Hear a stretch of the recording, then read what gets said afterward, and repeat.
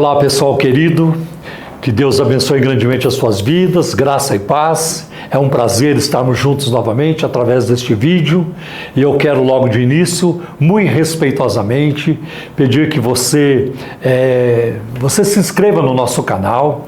Não se esqueça também de curtir, comentar e compartilhar, porque isso leva a mensagem mais longe para mais pessoas que precisam muito ouvir esses alertas da Palavra de Deus.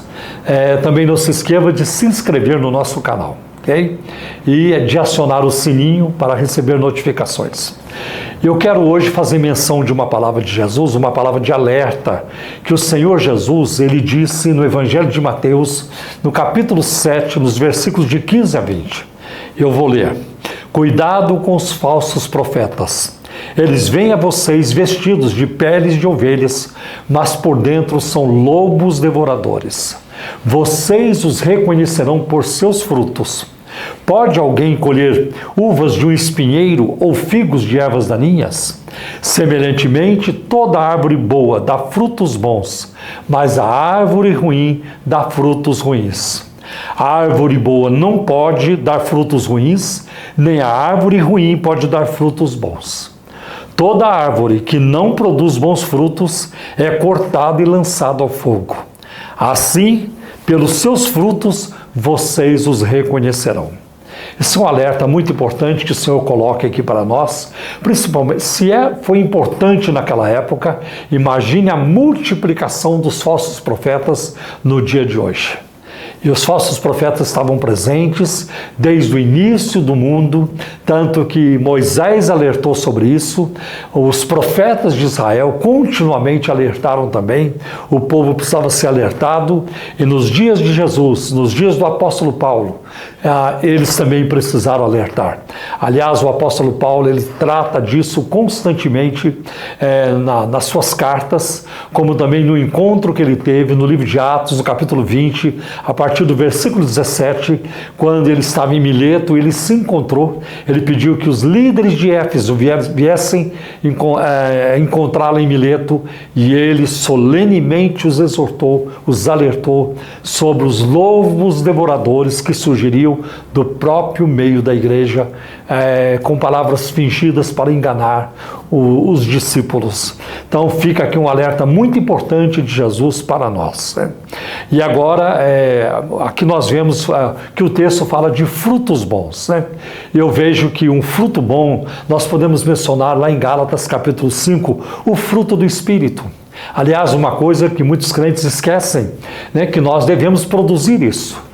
E essa é uma das diferenças entre o fruto do Espírito e os dons do Espírito. Os dons do Espírito, eles são produzidos de fora para dentro. É o dom do Espírito Santo trabalhando através de nós. Mas o fruto do Espírito tem a ver com caráter. É algo produzido de dentro para fora. O fruto do Espírito é alegria, é paz, é mansidão, é paciência, é domínio próprio, é bondade, tudo isso, faz parte do fruto do Espírito, e nós, a palavra de Deus espera que nós venhamos a produzir o fruto do Espírito, Porque se não produzimos o fruto do Espírito, que é toda essa relação aí que eu mencionei, a pessoa vai acabar produzindo frutos maus, o fruto da carne, que também está lá em Gálatas capítulo 20, quando Paulo enumera os vários pecados e práticas, as cobiças, as imoralidades, que são o fruto da carne, da nossa natureza pecaminosa. Então, uma outra pista que o Senhor Jesus deixa aqui, ele diz assim: por seus frutos os conhecereis. Uma árvore boa não dá fruto ruim, como também uma árvore ruim não dá fruto bom. Você não pode esperar que um falso profeta venha produzir coisas boas, como também você não vai poder esperar que um profeta de Deus venha produzir coisas ruins. Mas como julgar? Como saber a diferença entre um profeta de Deus e aquele que não é? Quando a verdade do erro. Jesus nos deu a pista: por seus frutos os conhecereis.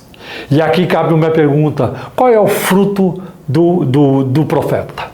qual é o fruto do profeta de Deus, né? E nós devemos então julgar o fruto do profeta de duas maneiras. Nós devemos julgar pelo fruto da vida, né, e pelo fruto da palavra.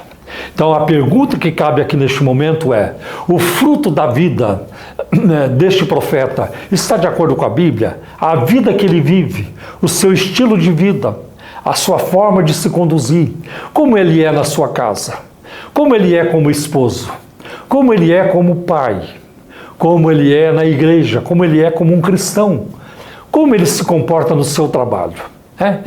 Tem crentes assim: não, meu trabalho é uma coisa e a minha vida espiritual é outra. Não tem como separar.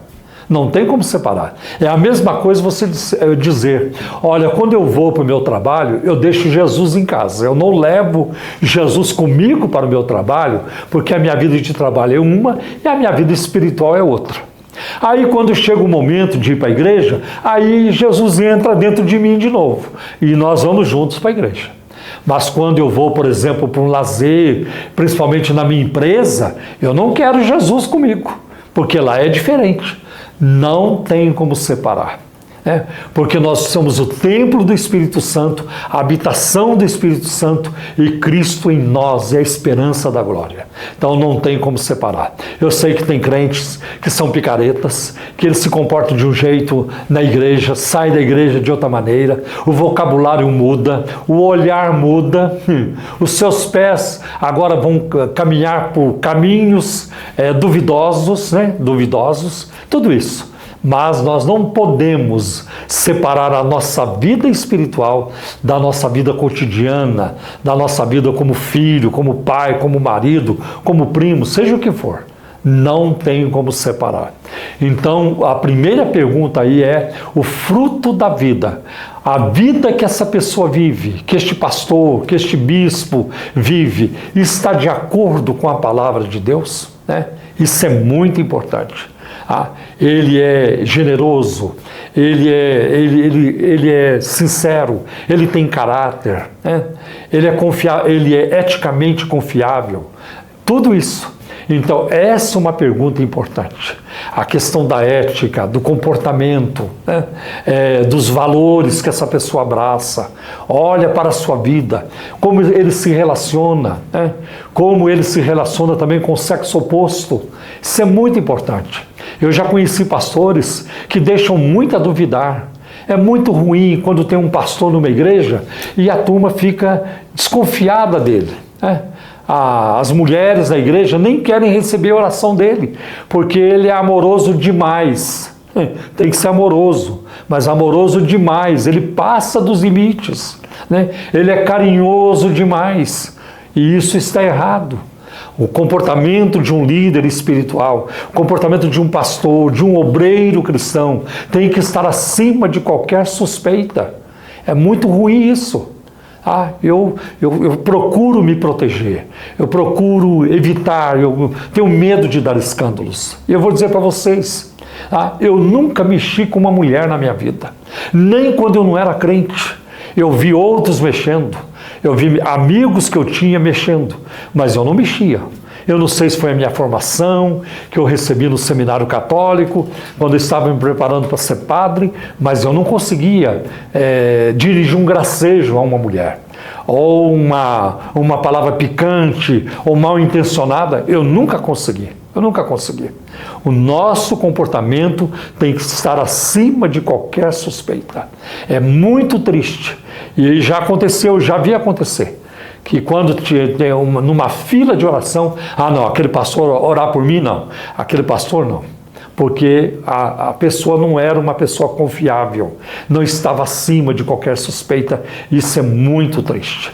Então, o fruto da vida, de como nós vivemos, de como nós nos relacionamos com crianças, com adolescentes, com jovens, com moças, com senhoras idosas, tudo isso faz parte do nosso estilo de vida, que deve estar de acordo com a palavra de Deus. É muito importante. Um bom testemunho é muito importante. Mas existe uma outra pergunta que cabe aqui, e a próxima pergunta, a segunda pergunta seria: o fruto da palavra deste profeta, deste pastor, o fruto da palavra deste obreiro, ou desta mulher de Deus, daquele homem de Deus, o fruto da palavra está de acordo com a Bíblia? O que ele prega está de acordo com o que ele vive? E o que ele prega está de acordo com com a palavra de Deus? O que ele ensina está de acordo com a Bíblia? Porque às vezes a pessoa está na doutrina com Deus e na prática com Satanás. É possível isso. A pessoa prega direitinho, a teologia está correta, a doutrina está correta, a doutrina está equilibrada, mas ele tem práticas que são contrárias à palavra de Deus. E aí, isso não sustenta o seu ministério, não vai sustentar o seu ministério. Por isso é muito importante: o que ele prega está de acordo com o que ele vive? Essa é uma pergunta importante. Tá? Por exemplo, tem pastores que eles são cruéis em casa. Eles dão patada nas esposas, maltratam suas esposas, são péssimos maridos, tá? Maltratam os filhos, tem até gente caloteira, tem até pastores caloteiros, e quando vem para o púlpito, vem falar sobre o amor. Amor. Porque isso, aquilo, o amor, e cita 1 Coríntios 13, quando ele não está vivendo aquilo. Então é muito importante viver a palavra de Deus. Mas a outra pergunta é: o que ele prega está de acordo com a Bíblia? Nós precisamos prestar atenção nisso, principalmente num tempo hoje onde as heresias se multiplicam e a internet ela tem um poder enorme, quase que infinito, de espalhar as informações em tempo real para todas as partes do globo, em todos os lugares do mundo. Então aquilo que é bom se espalha e aquilo que é ruim também se espalha. Um ensino equilibrado, um ensino edificante, ele viaja rapidamente por todas as partes do mundo, como também heresias se espalham por todas as partes. Então nós precisamos prestar atenção nisso, né? E Jesus diz: cuidado com os falsos profetas. Eu digo para você: cuidado. Você e eu temos que tomar cuidado. Se a internet se tornou uma areia movediça, e é preciso saber se conduzir para não ser enredado por falsos ensinos, por hereges, por falsos profetas, para que isso não venha trazer dores à sua alma, para que você seja feliz em Cristo, fundamentado na palavra de Deus, a palavra infalível, a palavra totalmente confiável, a Bíblia Sagrada, a palavra de Deus eterna e inerrante. Que Deus abençoe você com essa ligeira reflexão e até o nosso próximo vídeo, em nome de Jesus.